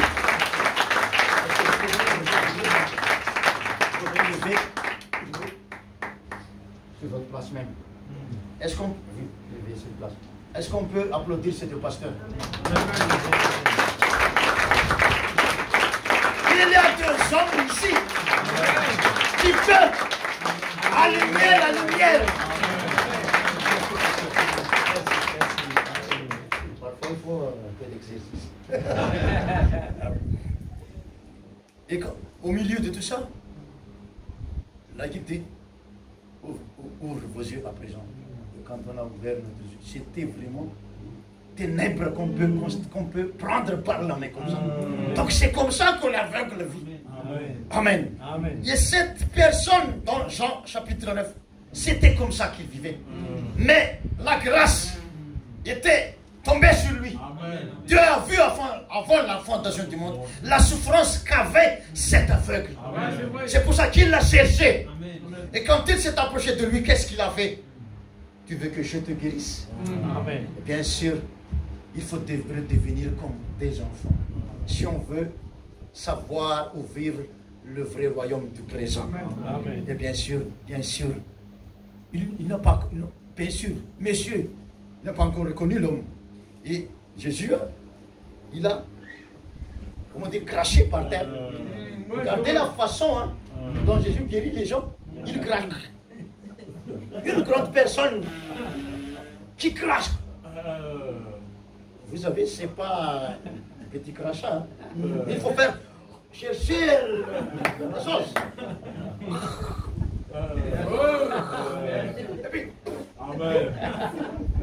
parce qu'il faut que la terre soit bien humide, que ça soit devenu une boue. Et il a pris le boue. Comment les pharisiens regardent ça? Et en plus, pendant le jour du sabbat, eh bien, Jésus n'a pas regardé ce que les autres ont vu, ni pensé à ce que les gens pensent, mais il a fait l'œuvre que Dieu lui a envoyé de faire. Et bien, il a pris la boue, et l'aveugle ne s'est pas dit, mais qu'est-ce que tu fais, monsieur? Il a pris la boue et puis, met sur son visage. Avec le ténèbre qu'il avait, il a rajouté encore du ténèbre. Avec l'odeur de la salive. C'est dégueulasse, frères et sœurs. Mais c'est un élu. Vous savez, la nouvelle naissance, notre prophète dit, c'est toujours dégoûtant et gâchis. Amen. Mais l'épouse, elle aime ça. Ce sont des prédestinés à apprécier comment Dieu travaille en ce dernier temps. Vous savez, même moi, tout le monde crache sur moi. Mais à présent, il commence à voir la part et les combien sur ma vie.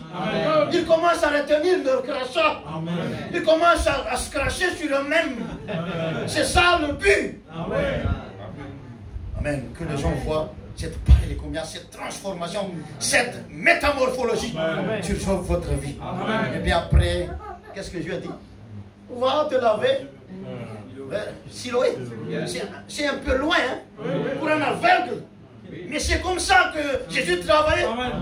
Et puis l'aveugle n'a pas dit, mais qu'est-ce que tu fais là? Est-ce que tes médicaments-là, ce sont vraiment des remèdes? Mais ce que Jésus donne, ce sont des remèdes. Vous savez, une épouse, c'est le remède de cette vie infernale qu'a les gens à Rodrigue. Et il a fait parcourir tout ce chemin comme ça. Les pharisiens regardent avec la boue, l'odeur, comment il marche. Mais au fond de lui, il sait qui est cette personne. Parce qu'il a déjà entendu à propos de lui. Amen. On dit il a lavé son visage. Et après le lavage, quand il a ouvert les yeux, son monde a changé. Amen. Notre monde a changé. Amen. Mais nous ne savons pas encore qui est vraiment Jésus-Christ. C'est pour ça le ministère de Marthe et Marie devant la tombe de Lazare. Déliez-le, puis laissez-le partir.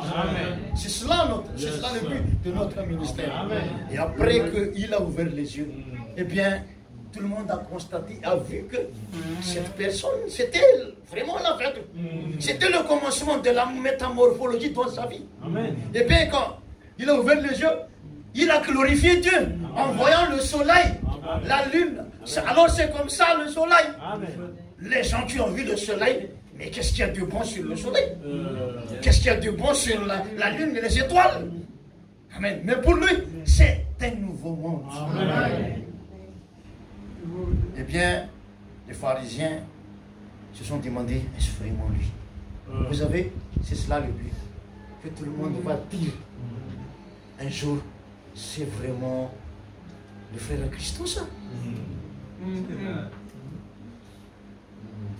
Je vous demande vraiment, frères et sœurs, de ne pas tout de suite être satisfait de l'état ou de l'endroit que vous êtes.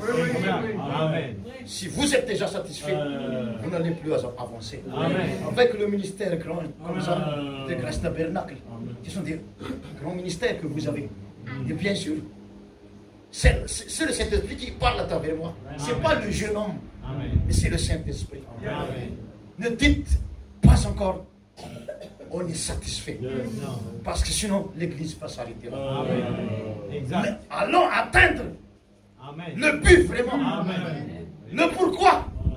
Dieu nous a envoyés ici sur la terre. C'est avec qu'on n'a pas encore vraiment reconnu qui est Jésus. Mais les gens se sont questionnés, est-ce vraiment lui? Ils ont dit, non, c'est pas possible, c'est un aveugle de naissance. Sinon, un jour, on m'a donné la vidéo de cette papillon. Je pense que vous l'avez déjà entendu. La métamorphologie du papillon.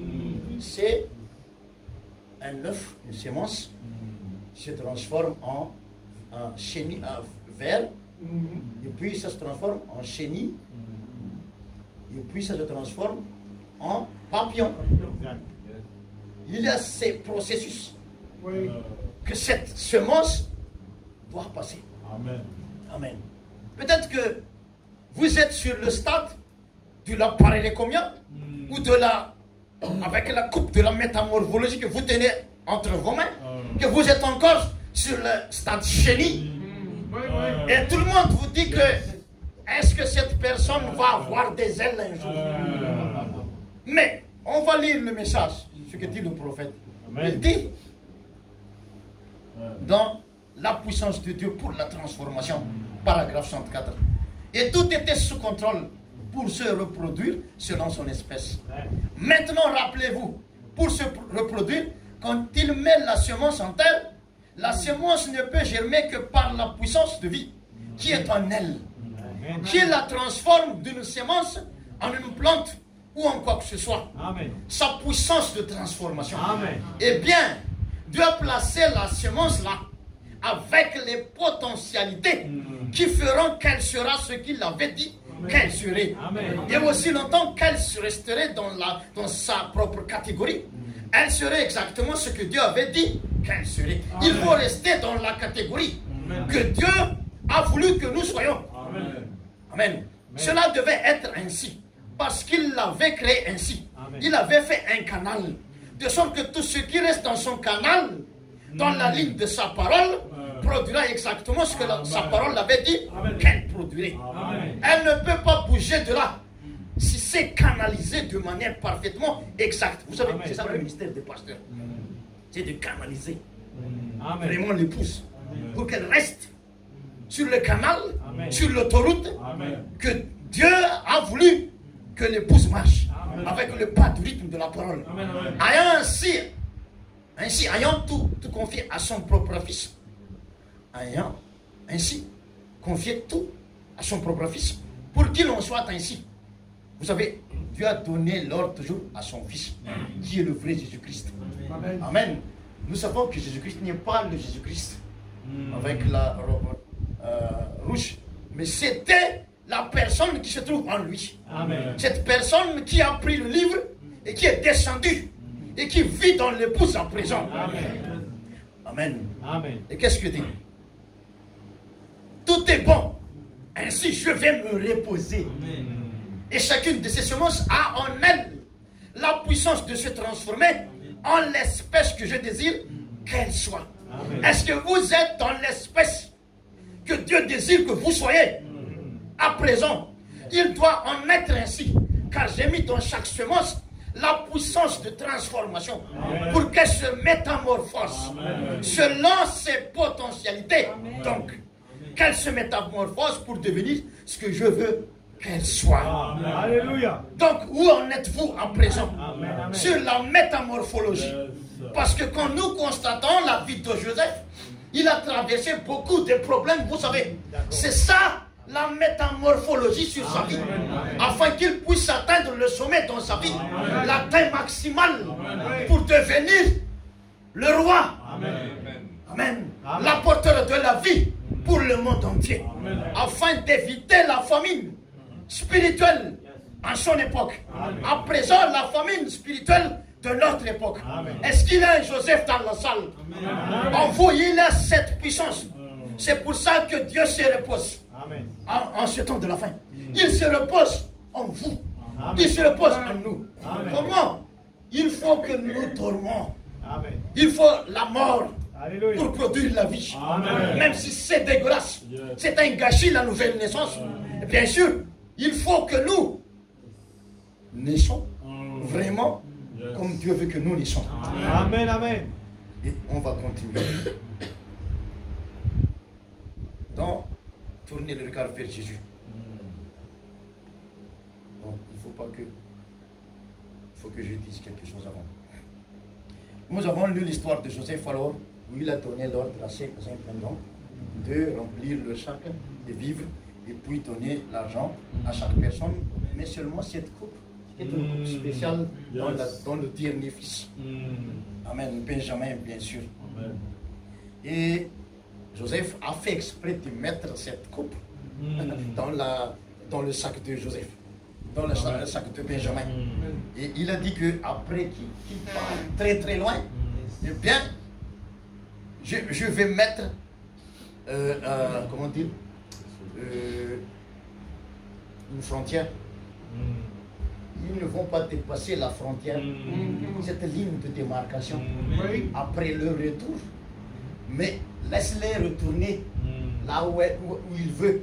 Mais donc, quand ils atteignent cette ligne, eh bien, ramène-les. Comment nous allons les ramener? Eh bien, mets cette coupe. Et vous savez, la vie de Jacob dépendait de cet dernier fils. Amen. La vie du père. Et Joseph savait vraiment ce qu'il faisait. Amen. Eh bien, ils se sont réjouis après la réunion, en d'autres mots. Parce que Joseph était présent, rempli de vivres avec l'argent. On va rentrer, amen, avec le petit Benjamin, parce qu'on a promis à notre père que nous allons le ramener vers toi. Et ils sont déjà réjouis. Mais alors que la chose ne fait que commencer. Et bien sûr, en arrivant à la frontière, ils voyaient la poussière des chevaux qu'envoyait Joseph. Et bien sûr, quand ils se sont arrêtés là, peut-être que quelqu'un a témoigné comme dans la barque. Après que Jésus a fait les miracles pendant la journée. Il y avait les témoignages, réunions de témoignages dans la petite barque, où chacun a son mot à dire. Eh bien, c'est vraiment Jésus, c'est vraiment Dieu, le Messie est dans notre barque. Mais quand la tempête s'est élevée, quand la mer s'est bougée, qu'est-ce qu'ils ont dit? Et qu'est-ce qui a provoqué ça? C'était Judas dans la barque. Quand nous laissons cette chose négative parle en nous, eh bien, vous pouvez vous attendre vraiment à une grande tribulation. Vous allez être transporté ou ballotté. Mais ne laisse jamais cette petite voix fausse parler en vous. Amen. Mais la petite voix douce, tranquille, écoute-le, écoute-la. Eh bien, c'est ça. Parce que Dieu ne change pas. Il brûle très vite avec le témoignage. Quand il met le poussière, eh bien, un frère peut-être s'est levé. Non, t'inquiète pas, frère. Ce n'est rien. C'est pas notre direction. Dieu dans notre camp. Nous allons retourner vers notre Père. Mais la chose s'est approchée de plus en plus. Eh bien, la peur s'est commencée à installer. Et quand l'intendant est arrivé, qu'est-ce qu'il a dit? Est-ce que c'est cela la récompense que vous donnez à mon patron après tout ce qu'il vous avait fait? Vous savez que vous êtes des espions, vous êtes ceci et cela, mais cela n'a pas compté pour notre patron, mais il vous a donné des vivres, de l'argent même. Et bien sûr, le monsieur qui a le grand bouche, il parle toujours. Il a répondu avec audace. Et ne traite pas d'être voleur, parce que tu sais que même les argents que vous nous avez donnés, on les avait remis. Et l'intendant dit, vous avez volé une chose précieuse. Et Judas répondit, c'est quoi cette chose? C'est la coupe. C'est la coupe de mon patron, coupe de Joseph. Eh bien, qu'est-ce qu'il a dit? Comment pouvons-nous voler cette coupe qui se trouve dans le bureau de votre patron? Et nous étions dans le salon, quelque chose comme ça. Mais l'intendant dit, mais je vous assure que l'un de vous l'a volé. Qu'est-ce qu'ils ont répondu? Eh bien, la personne à laquelle vous voyez cette coupe dans son sac, vous pouvez le tuer. Et nous serons votre esclave. Avec audace. Ils ont répondu parce qu'ils savent que ce ne sont pas des voleurs. Nous savons que nous n'avons pas péché. C'est pour ça que nous avons cette assurance, cette audace que nous avons. Comme l'homme aveugle, il avait l'audace, mais il ne savait pas vraiment qui est Jésus-Christ. Amen. Et l'intendant dit, vraiment, ce que tu dis là, c'est ça la chose qu'on va faire. Oui, mais oui, monsieur, c'est cela. Eh bien, il a commencé à prendre les sacs depuis le plus vieux, le plus grand. Je vais mettre ici. Depuis, il a pris le premier sac. Il a ouvert le seau, le premier seau. Vous avez, il a ouvert le seau de Ruben. Et bien sûr, il n'y a pas la coupe là-dedans. Et deuxième seau, troisième seau, jusqu'au septième seau. Et quand c'est au septième seau, qu'est-ce qui s'est passé? Eh bien, l'argent est tombé avec la coupe dedans. Comment se comportaient les frères de Benjamin quand ils ont vu ça? Mais toi, tu sais très bien la vie de papa dépend de toi. Mais comment tu te comportais ainsi, frère? Tu es un voleur, toi? Bien sûr, tout de suite, retour vers Joseph. Quand ils sont arrivés devant Joseph, il avait le ministère de Joseph. Joseph savait que c'est cela l'accomplissement du rêve. Ils sont prosternés tout devant lui pour demander pardon, pardonnez-nous. Et bien Joseph, c'est la chose. Et bien tout le monde, les 11 messieurs, ils se sont pleurés. Surtout le dernier, il a pleuré beaucoup. Il sait qu'il n'a pas volé. Mais c'est obligé. Joseph savait ça. Et quand ils se sont écriés, eh bien Joseph n'a pas pu retenir son larme à cause du dernier qui était là. Bien sûr, Judas a pris la parole. Tu sais, j'ai promis à mon papa, et tout ça, nous savons l'histoire. Eh bien, notre papa, en apprenant ça, il va mourir. Tout ça a touché le cœur de Joseph. Et qu'est-ce qu'il a fait? Eh bien, il a fait sortir tous les Égyptiens dans la salle. Vous voyez la chose? Je vais revenir à l'histoire de Matthieu, chapitre 13, à toutes les introductions que j'ai faites tout à l'heure. Il y a plus d'Égyptiens quand Joseph veut se faire connaître à ses frères. Comme je vous ai dit tout à l'heure qu'il faut d'abord moissonner les mauvaises semences et puis les brûler. Amen. Et il faut les mettre dans le grenier les bonnes semences. C'est cela la chose à faire. C'est cela notre temps, frères et sœurs. Et qu'est-ce qui s'est passé après qu'il est sorti? Eh bien, les frères ont pleuré.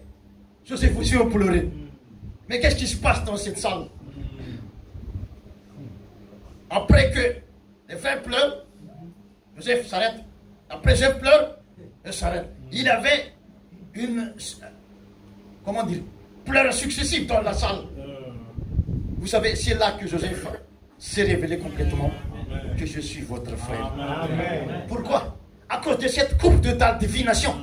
Et nous savons que chacun a sa coupe. Amen. David a dit un jour, ma coupe déborde. Après que, avant que ça déborde, il faut que vous passiez par le test de la métamorphologie. Comment cet aveugle a vécu sa métamorphologie? Ça paraît combien? Il a dû passer par le jugement des pharisiens. Les pharisiens ont dit c'est pas lui. Jusqu'à ce qu'ils disent que c'est vraiment moi. C'est cela la chose que les gens attendent. Quand ils voient la métamorphologie sur votre ministère, sur votre vie, et qu'un jour vous allez dire vraiment, frères et sœurs, c'est moi. N'ayez pas peur. Amen. Vous n'avez pas volé. Amen. Vous n'avez pas fait cet adulte, comment dire, cet acte adultère. Vous n'avez pas fait toutes ces choses. C'est l'autre personne qui a fait ça. Nous pouvons le constater dans toute la Bible. La puissance de la transformation, la parole économique que Dieu fait sur la terre, amen, sur la prostituée. Amen. Amen. Et là, c'est cet aveugle que nous voulons en venir. Amen. Eh bien, il ne savait pas encore qui est la personne qui l'a guéri. Amen.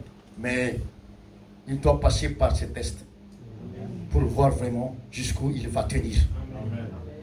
Eh bien, Benjamin, il n'a pas volé, mais il a dû être testé.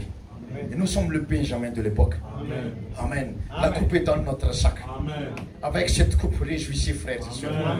Nous ne regardons plus la croix comme les gens regardaient, mais nous regardons au travers de la croix. C'est une croix en or. Amen. Comment la sœur a chanté quand à son époque, tous les messieurs, ils ne croient plus qu'il y a vraiment des chrétiens. Mais son mari a vu que sa femme, vraiment, elle est une chrétienne. Yes. Mais il ne l'a pas tout de suite avoué. Yes. Mais c'était un admirateur en secret, comme Jairus. Le croyant en secret, frères et sœurs. Amen. Un jour, il a témoigné avec les buveurs.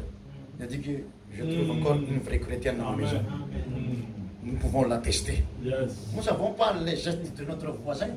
S'il nous teste, vraiment, si nous sommes vraiment dans la vérité, est-ce que vraiment la parole que nous consommons ici, est-ce vraiment la bonne révélation de l'heure?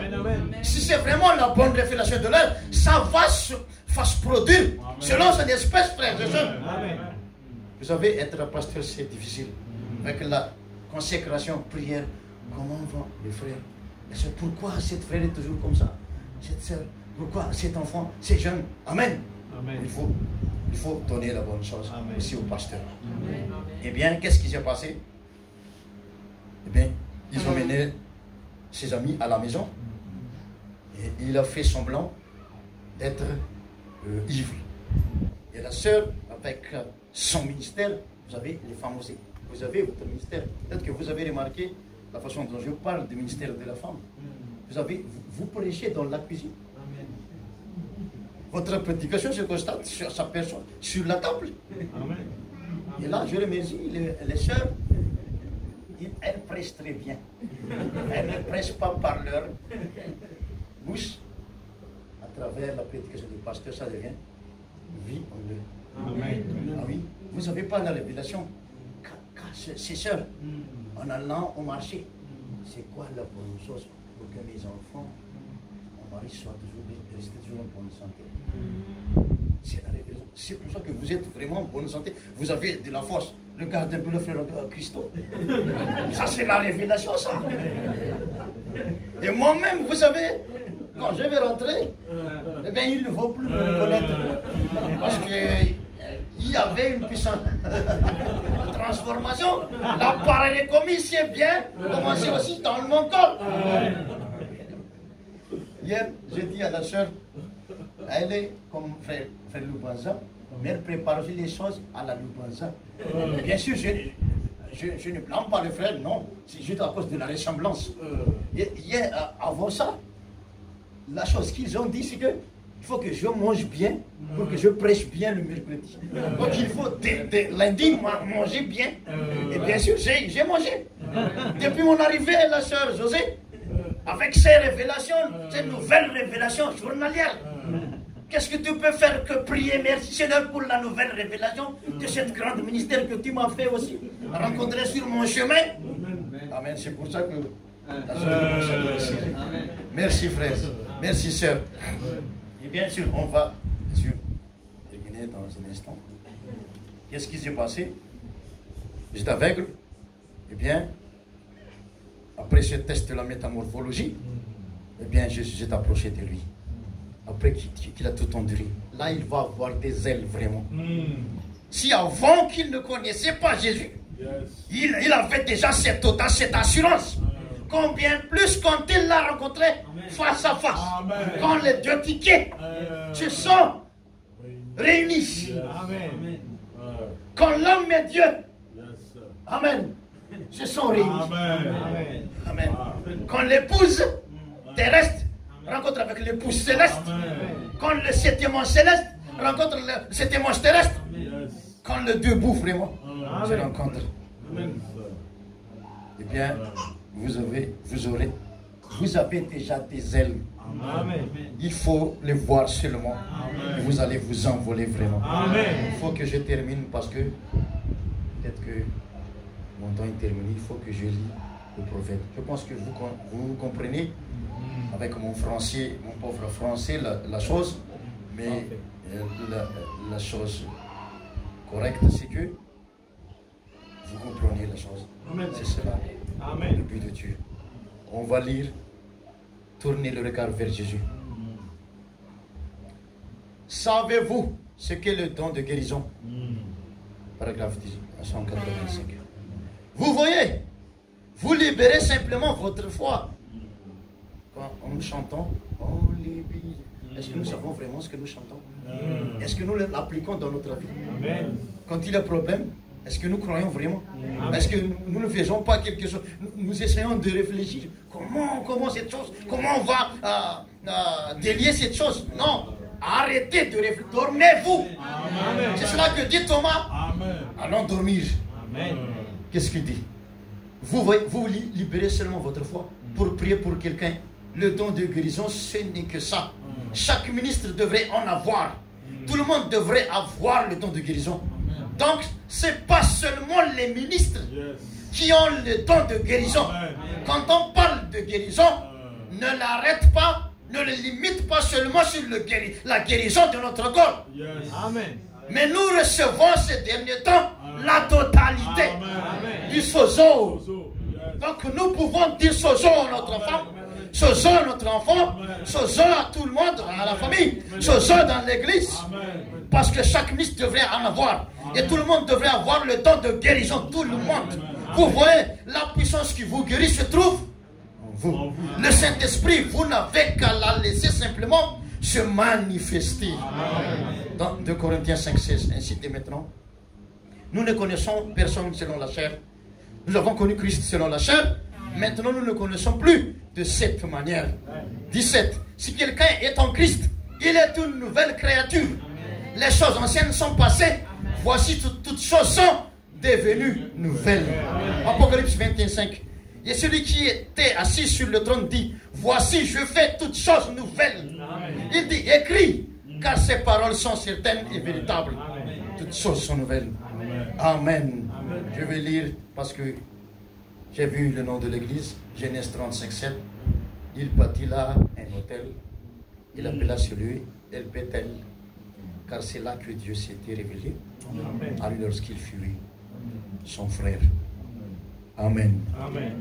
Eh bien, je pense que avec ces quelques paroles, quelques révélations que Dieu a mis dans mon cœur, Amen. eh bien, Dieu va vous bénir. Amen. Merci pour la prière que vous avez faite pour moi tout à l'heure. Merci pour ma femme aussi. Amen. Merci pour le privilège que vous m'avez donné Amen, amen. de passer, Pasteur Jean-Claude. Et merci aussi à Pasteur Jean-Claude et son église. Merci à Pasteur Zachary et ses collaborateurs de l'église. Merci aussi aux frères parce que je l'ai déjà vu là-bas, Maurice, et il se comportait toujours comme ça, il souriait comme ça, et ça m'a donné de la charge. Ça m'a poussé là en présence de, comment dire, courant électrique qui m'a brûlé. Merci beaucoup, pasteur. Que vous bénisse richement. Et bien, à la prochaine fois. Et bien, si on ne se rencontre plus dans cette corps, nous allons le revoir de l'autre côté. Merci, ma soeur. Merci pour tout le monde. La coupe de la métamorphologie. Il faut que vous sachiez que quand quelque chose se passe, il faut donner le nom. C'est la coupe de la métamorphologie. Dieu vous bénisse richement. Alléluia.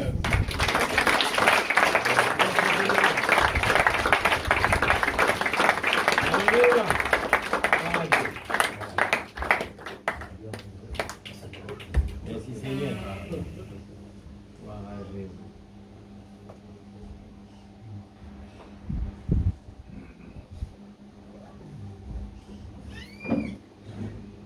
Dieu vous bénisse. Amen.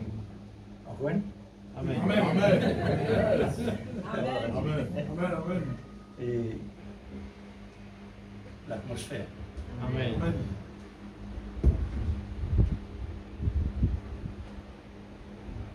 L'atmosphère céleste. Il n'est plus céleste. Il n'est plus dans les hauts. Amen. Amen. Il finit descendre. Amen. Alors, pour ne pas tarder, puisque on est là. Et nous mettons debout. Amen. Nous honorons mon Dieu avec sa parole. Alléluia. Merci Seigneur. Voilà, Dieu. Seigneur bien-aimé Père, Alléluia, merci Seigneur. merci pour l'atmosphère céleste, Voilà. par la voix pourvue à la fin des temps. Seigneur, c'est un message qui réellement change le monde. Merci Seigneur. Un Alléluia. monde qui réellement Nous les cœurs dans la est joie destiné ce soir. Alléluia. pour chaque croyant Oh chrétien. Dieu Tout-Puissant. Seigneur, s'ils ont dit au Dieu, Gloire à toi. le monde a encore existé, c'est parce que Seigneur, ton épouse qui est là. Amen. C'est Amen. à cause de ça qu'il est encore là. Merci Seigneur. Mon Dieu, mon Oh sauveur. Dieu Tout-Puissant. Je désire réellement, Les Seigneur, cœurs dans la bien-aimé, joie. cette Les atmosphère cœurs brûlés. Alléluia. Ta parole brûle dans nos cœurs. Amen. pour pouvoir quitter cette Dieu terre Tout-Puissant. avec l'atmosphère céleste. Alléluia. Car donne-nous, oh notre Dieu, Merveilleux ce qui est Jésus. l'origine. Amen. L'origine est arrivée chez nous. Amen. Amen. Nous vivons par l'origine Oh aujourd'hui. Dieu Tout-Puissant. Seigneur, Ce soir, puisque nous le ton cœur dans la parole joie. en paix saint est Alléluia. arrivé jusqu'à nous Amen. dans ce pas de temps qui t'ont réservé. Saint-Esprit de Dieu. Merci pour cette réservation. Alléluia. L'épouse de Dieu Christ. Tout-Puissant. Alléluia. Infiniment remercie au Merci Dieu. Seigneur pour la Pour grâce. glorifier toi, Seigneur. Alléluia. Combien de l'amour est Dieu profond. Tout-Puissant. Il nous est capable de mesurer. Alléluia. Merci C'est Seigneur. pourquoi ton prophète dit, Oh ton Dieu. amour s'élance. La Alléluia. grâce prend la Merveilleux, relève. merveilleux. Aujourd'hui, la relève de l'amour Amen, de Dieu par amen. grâce. Alléluia. Nous pouvons recevoir lui, oh Dieu, par l'esprit de révélation. Alléluia. Merci Seigneur, Merci infiniment, oh Dieu. Seigneur pour de la Nous grâce. vivons dans un monde noir. Amen. Mais la lumière Oh, est désormais. Alléluia, oui. Nous vivons avec la lumière Amen, éternelle. amen. La Merci lumière qui Seigneur. règne, Seigneur, Oh infini. Dieu Tout-Puissant. Pour nous, le jour, c'est pas la nuit. Oh Dieu Pour nous, la Tout-Puissant. guérison, c'est pas la Alléluia. maladie. Merci Seigneur. La parole révélée. Amen. C'est pas la parole morte. Amen. Oh Dieu. Oh, Nous alléluia. glorifions-toi ce soir, Seigneur. Amen, amen. Merci pour le serviteur que Merci tu nous as Seigneur. béni. Père, Pour nous donner alléluia. réellement, Seigneur, Dieu tout-puissant. davantage, oh Dieu suprême, Amen. la bénédiction Oh, qui vient du Jésus. ciel, Amen. la bénédiction qui vient de la voix Alléluia. Seigneur, combien cela nous fait du bien, Amen. plein de satisfaction Oh, Jésus. dans ce monde malade. Amen. Seigneur, c'est pourquoi tu quittes nous ici, Alléluia. à cause du monde malade. Amen. C'est pour qu'il Dieu soit tout-puissant. conscient, Seigneur, Alléluia. la réalité de tes paroles, Amen. la Merci, guérison, Seigneur. Seigneur, physique, Dieu tout-puissant, dans et le nom de par-dessus Jésus. tout, la guérison spirituelle. Amen. Oh Dieu suprême, Merveilleux Jésus. Seigneur, nous renvoie à chacun, chacune de ces autres, Seigneur, Amen. Dieu, par le Alléluia. moyen de transport, Amen. entre tes mains bénies, Oh, Jésus. avec toute la bénédiction, Amen, amen. Seigneur, avec l'atmosphère de ton Oui, présence, Papa. l'atmosphère de ton amour, Amen. l'atmosphère de ton parole, Amen. l'atmosphère de la révélation, Alléluia. de pouvoir vivre dans ce monde, Merci, Seigneur. puisque nous avons un rendez-vous très sérieux, Alléluia. nous arriver par Alléluia. dans le merveilleux nom de Merveilleux. Jésus. Merci Merveilleux. Seigneur, que ton Saint-Nom soit béni. Gloire à glorifié. Gloire à Dieu. Alléluia. Merci Seigneur. Amen. Merveilleux. Gloire à Dieu. Dieu tout-puissant. Amen. Merci Seigneur. Amen. Alléluia. Le Dieu tout-puissant, c'est Jésus. Est-ce qu'il nous croit là-dedans? Amen. Est-ce nous réjouit à nous? Le Dieu puissant, c'est Jésus, nous réjouit à nous alentour de ce chant. Laisse-nous faire que le chant nous croit de ce qu'il nous peut dire. Tout est en lui. La plénitude divine et tout est en lui. Et lui en nous. C'est là que le toast est bombé. Amen. Amen. Amen. Nous pourrons trouver nous vendredi à 5h30 à Bétopaz. La réunion continue à Bétopaz vendredi 5h30. Dimanche, les réunions normales le matin, chacun à l'endroit habituel. Et dans l'après-midi, par contre, il y aura une dernière réunion à 3h30 à Bétopaz. Voilà. Tout est en lui. Est-ce que tout à coup, nous sommes là? Et nous l'écrivons. Alléluia. Merci Seigneur. Alléluia. Merci Seigneur Jésus. Gloire à ton nom, mon Dieu. Est-ce que vous êtes heureux ce soir? Le Dieu puissant, c'est Jésus.